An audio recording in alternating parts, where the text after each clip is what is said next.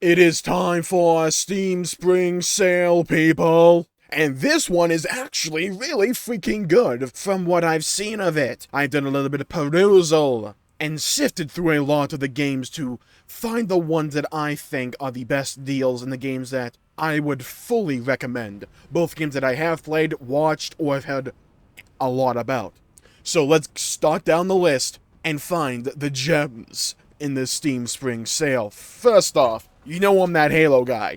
Master Chief Collection is for $15.99. That gets you Halo Combat Evolved Anniversary, Halo 2 Anniversary, Halo 3, and Halo Reach, and Halo 3 ODST. Easily a collection of some of my favorite games of all time. The music, amazing. The gameplay, incredible. Some of the best, well-designed FPS gameplay I have ever seen that relies far more on sandbox creativity than necessarily movement or tools that the player has. You have to learn map control and learn the sandbox and utilize that to your advantage. With some of the best stories ever told in the video game medium, some of the best music, some of the best campaigns, and a multiplayer that still holds up to this day in my opinion with the Master Chief Collection, that has gotten better and better. Started off extremely rough, but has gotten and trended far more in the right direction. Now, keeping up with the pace of shooters, Doom 2016 is for $5. That's an absolute steal. It's one of the best FPS games released in the last decade.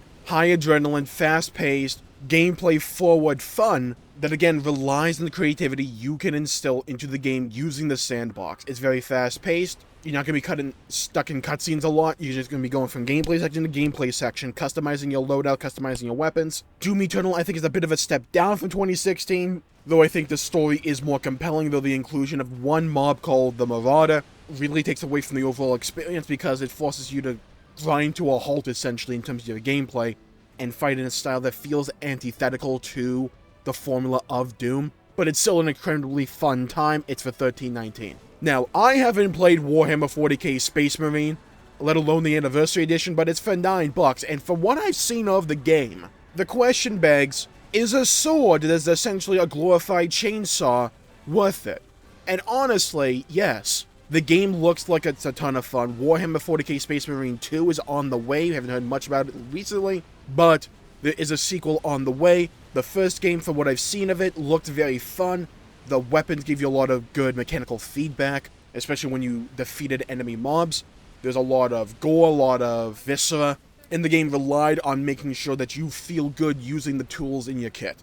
Sekiro is for $30, it's 50% off. Sekiro Shadows Die Twice is a Soulsborne-esque game that's developed by From Software. It won't be for everyone, even for Soulsborne fans. Why is that? Because the style of Sekiro is far more specific than the other games. There's a far greater emphasis on parrying in Sekiro, where it becomes almost a required mechanic. You can skirt around it if you don't want to, and there's quite a few prosthetic tools that you can utilize, which I still think are really fun in Sekiro. But if you're not big on parrying in a Soulsborne-esque game, Sekiro may not be for you. It has far more story told to you as the player. The main character is an actual character with his own voice and his own storyline. I think Sekiro is a really good time. I haven't beat it myself, but I have enjoyed what I played of it. But it is really focused on parrying. It gives you multiple different kinds of parrying that you have to utilize at the right time. Now, an absolute steal in my opinion is Jedi Fallen Order, the Star Wars Soulsborne-esque game. 90% off, it's only $5. And I think it has a really good Star Wars story, probably one of my favorite Star Wars stories told within the last few years. The gameplay is very Soulsborne, where you'd be slowing down, mob for mob, utilizing force powers, parrying effectively, dodging effectively, and taking on various named bosses. The gameplay is kind of polarizing, but personally, I found it quite enjoyable, especially given the multiple lightsaber forms you can utilize. The progression I found to be enjoyable, especially customizing your force powers to change up the environment from time to time, or utilize force powers against certain Empire forces. The game's wacky, it doesn't take itself so seriously all the time, it has good comedy. It's just a good time in my opinion. Terraria is $5. Again, a game I found really enjoyable. It's kind of like a 2D Minecraft in a way that's focused far more on the gameplay and clearing out dungeons and fighting various bosses, but there is a good level of complexity to the overall construction of your bases. It's a really fun game in my opinion. and there's been updates for a long time since I last played it. And if you're a big fan of those games, kind of like Minecraft, but you want something a little bit different in your life, this 2D variant on that's focused far more on combat, I found really enjoyable. Now, Left 4 Dead 2 is literally 99 cents. If you have some buddies to play this game with, it's an easy, great time to be had. Where you're going from mission to mission, trying to clear out zombies, getting to save points. It's just fun, especially in co-op. This game almost, in my opinion, would require co-op. If you have some buddies who are willing to play the game with you, it's a great time. Titanfall 2, again, one of the best FPS campaigns to come out recently-ish. It's been a while since Titanfall 2's come out, but it's still one of the better campaigns, in my opinion, with a really heartfelt story between the pilot and the giant robot. It's a giant robot mech FPS game where you go from high adrenaline, high mobility Titanfall 2 ground gameplay combined with various mechs that all have different compositions and different loadouts to produce a varied and enjoyable experience. The map design is pretty fun. I'm mainly talking single player here, where it's varied and all the missions feel different to one another and they have a nice level of creativity to them, where they stand out and feel unique. It's a great time. Fallout New Vegas 249. I have heard so many great things about Fallout New Vegas, and what this game really leans on is player agency. It has various factions that you can choose to side with, various quest lines you can choose to do or not to do, with a lot of choice from the player to help you shape the world in your image and to have fun and enjoy it in that regard. In my opinion, it looks a bit dated. However, if you don't mind that, Fallout New Vegas could easily be your new favorite game of all time, because it is for a lot of other people. Portal 2 and Portal 1 are both 99 cents, so combined, it's less than $2. Some of the best puzzle games I've ever seen and I've ever played. I love both of these games to death. They're really fun and enjoyable. Portal 1 focuses far more on the overall gameplay loop. It is very short. It's only going to run you like 2 to 3 hours, if that, depending upon how fast you can solve the puzzles. It's still a really enjoyable time. However, Portal 2 will run you even more time, again, depending upon how fast you can solve these puzzles, and has more story and character in that game as well, with great characters and great scenes and great comedy. That game makes me laugh every time I play it. And it has a genuinely good story. It's still goofy, but it's still funny. And it's still a great story. Dragon's Dogma Dark Arisen. I've heard this game being called one of the best RPGs that's come out within the last decade or two. From what I've heard, right? I haven't played it, I don't have all that much experience in it, but it's less than $5 here. And I've heard its magic system is truly unique and enjoyable, and just leans into the creativity of what you can do as the player. Metal Gear Solid 5 The Phantom Pain is a very polarizing game, especially for Metal Gear fans. It has its faults, don't get me wrong. The open world may not have been executed the best, but it's still Metal Gear, in my opinion, and it's still fun. The story is absolutely wild, and it's for $5. It's hard to beat that, honestly. Where you can, even if you don't beat it, that's still hours and hours of fun game to be had there. Especially with the whole base construction and doing various challenges. It's a fun time in my opinion, even if I never beat it myself. Yakuza 0, I have watched so many playthroughs of this game. I don't know the ending, I never really played Yakuza myself, but what Yakuza 0 really lies on is the duality in its tones, where the main story is very dark and emotional, focusing on this Yakuza-esque storyline. However, the side content is absolutely none of that, and relies far more on just being wacky and silly and fun. There's karaoke, where there's cutscenes. Like, if you want to get an idea, at least an inkling of what the side content in Yakuza 0 is like, look up Yakuza 0 karaoke, 100% Cinderella, and just watch that scene. It relies on variety of content and variety of minigames to produce a really entertaining experience overall, to supplement that really dark, but emotionally jam-packed main story.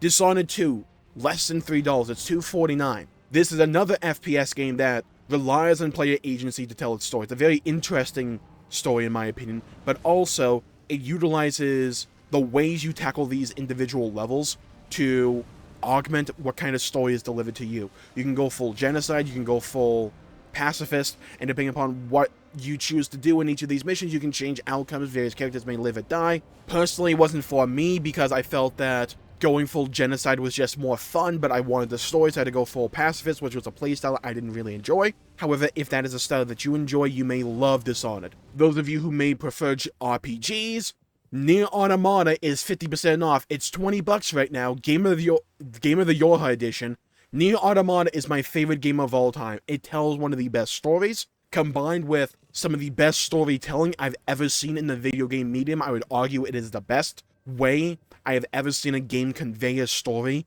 in the video game medium. It is expert. This is what I would call the new textbook for video game storytelling. It utilizes every aspect of being a video game to further its narrative, combined with Platinum Games' real-time action combat that's very fast-paced, visually satisfying, and while the gameplay itself may be very simplistic in nature, the customization on top of that gives you a bunch of different builds that you can utilize to still produce an entertaining experience overall, on top of the various characters having their own playstyle, which I found to be very enjoyable. The game is incredible. I fully recommend it. Monster Hunter Rise, I haven't beaten myself, but what I've played of it was really enjoyable, and if you love that Monster Hunter gameplay and you haven't given Rise a bash yet, it's $20. There's worse things you could buy. Persona 5 Royal is less than $40, it's $39.99, more pricey than the other games on this list.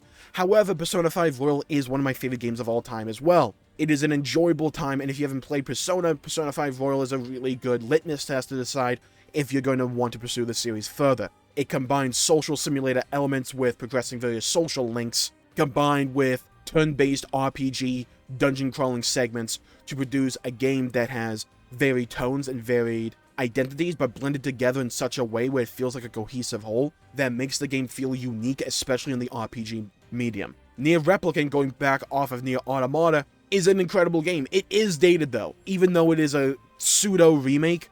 It's $30, it has one of the best cast of characters I've ever seen in video games. The story, the music, the world, absolutely incredible. The main story is genius as well. You can tell that Nier Automata improved on a lot of aspects of Nier Replicant. However, Replicant is still an extremely enjoyable experience overall.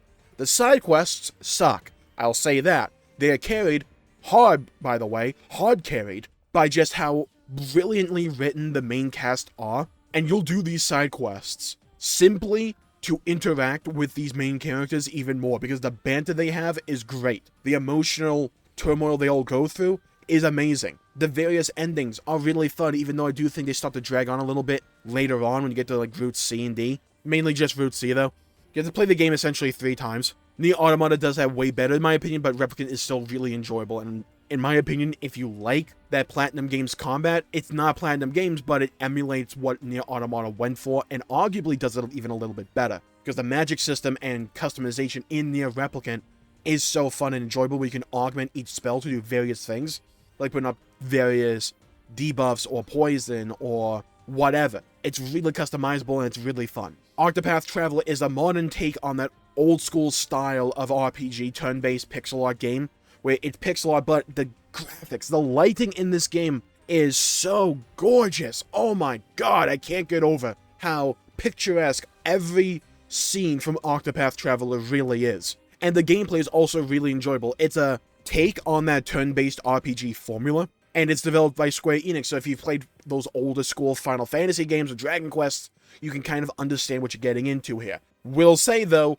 the storytelling will be polarizing, because what it does is it gives you these 8 separate storylines, and there's only a few scenes here and there where the characters really interact with each other. Personally, for me, the storytelling of Octopath Traveler is by far its weakest aspect, and it's not one of the reasons I'm not that big on the game.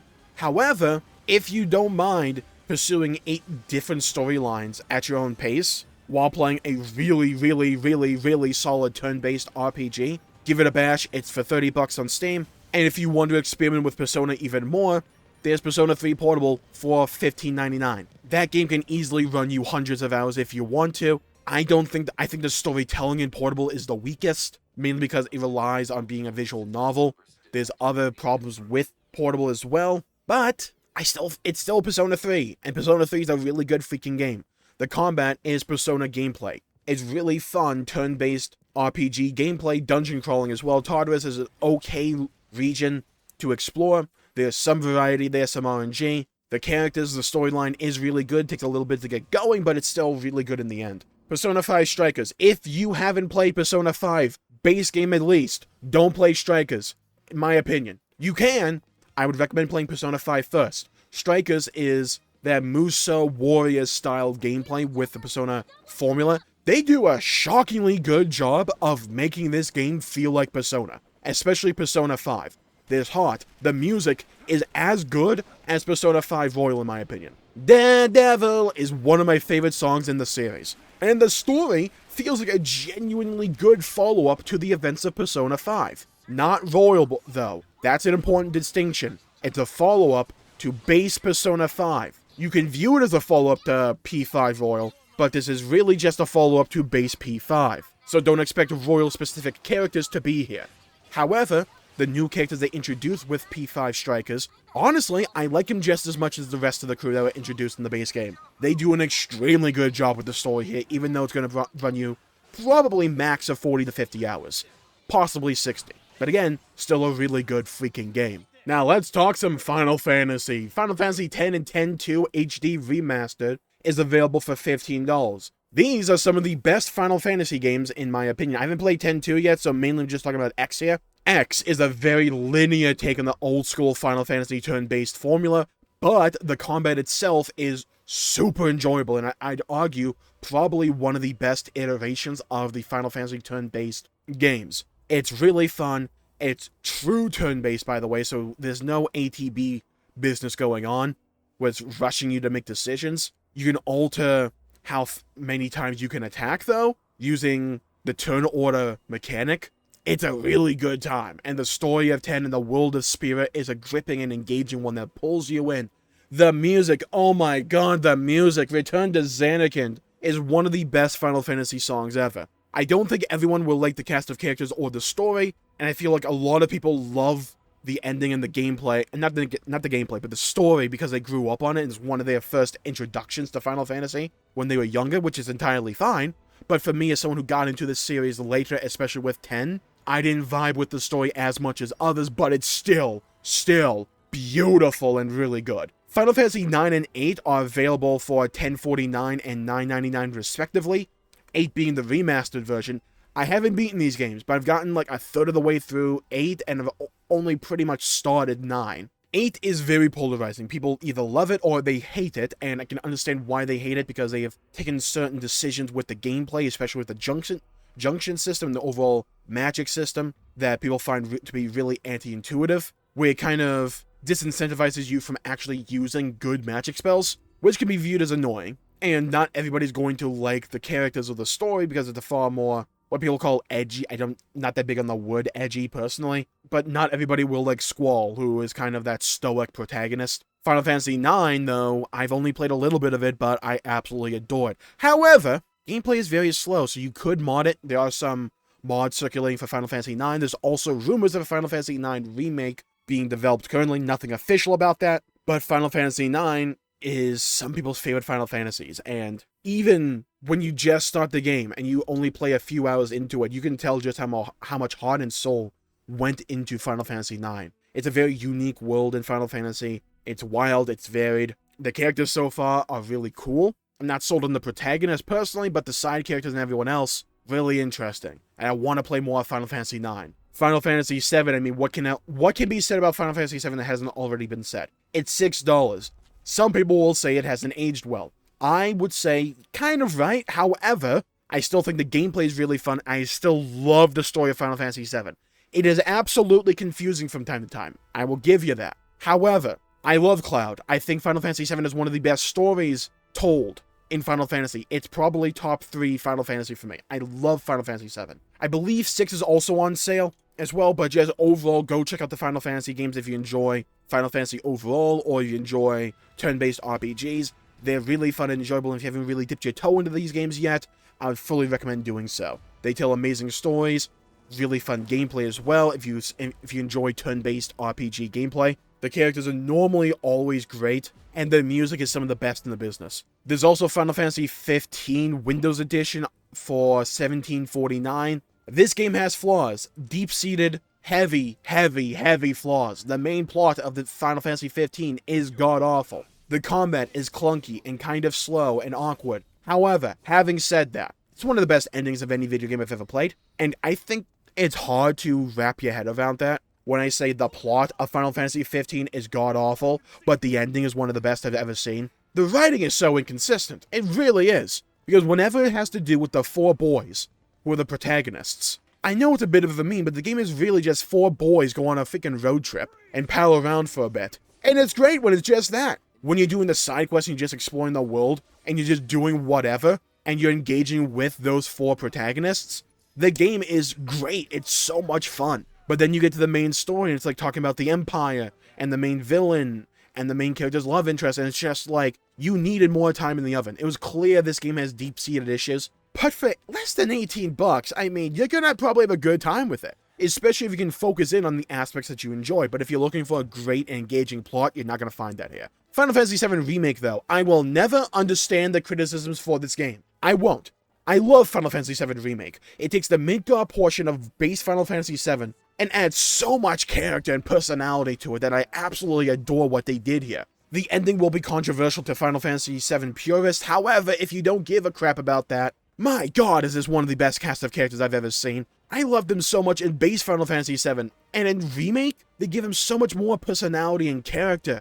The voice acting core is expert in my opinion. The cutscenes are great, the comedy is on point, the emotion, the cutscenes, the cinematography, great. I love the combat system. Does it take some getting used to not being able to jump? Absolutely. However, the ATB system with the real-time action gameplay can get a little bit spammy from time to time, but each character feels different and unique to one another, where you're always having an interesting gameplay loop in my opinion. I love Final Fantasy VII Remake. And Integrate gives you the Yuffie story alongside it, which is also really fun. It's for $39.89, so it's still around $40, but honestly, it's really good and I would recommend playing it. And with that, let's talk about The Witcher. Witcher 1 Enhanced Edition Director's Cut is for $1.49. I couldn't play more than a couple hours into this game. This game is getting a remake, it absolutely needs one. The gameplay is so dated. You have like tank controls to maneuver around with Geralt. The combat is not that exciting. The story's fine, but it's just everything surrounding that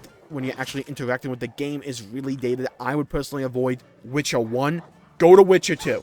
Witcher 2 is for $2.99. It is one of the best RPGs I've ever played. The Witcher 2 Assassins of Kings Enhanced Edition. You have multiple playthroughs with this game, because around the halfway or 35% mark through the game, you get a choice. We can pursue one of 2 different paths. They're really good. I played only one path personally. I went with the elves. Witcher 2 is a more condensed version of Witcher 3. So if Witcher 3 is far too open world and non-linear for your tastes, The Witcher 2 may be far more up your alley. I think the combat is nearly just as fun as Witcher 3, and the story is amazing as well. I love The Witcher 2. Witcher 3 I also love as well. It's $11.99. Hard to go wrong with that. It's one of the best open world games I think was ever designed. Does take a bit to get into it, because the open world can be especially intimidating to begin with, especially when they throw you into a world where pretty much everything is over leveled to you and you have to find a specific place to go level up. But once you get into the flow of things, once you stuck a few hours into this game, it becomes one of the best open world RPGs I've ever played in my opinion. The story is incredible, the character of Geralt and everybody else,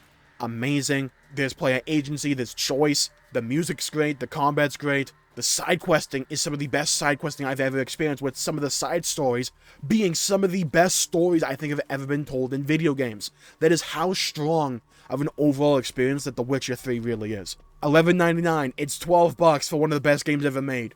I recommend it, personally. And with that, I'm going to bid you all an adieu. Thank you all for tuning in. My pleasure making the video.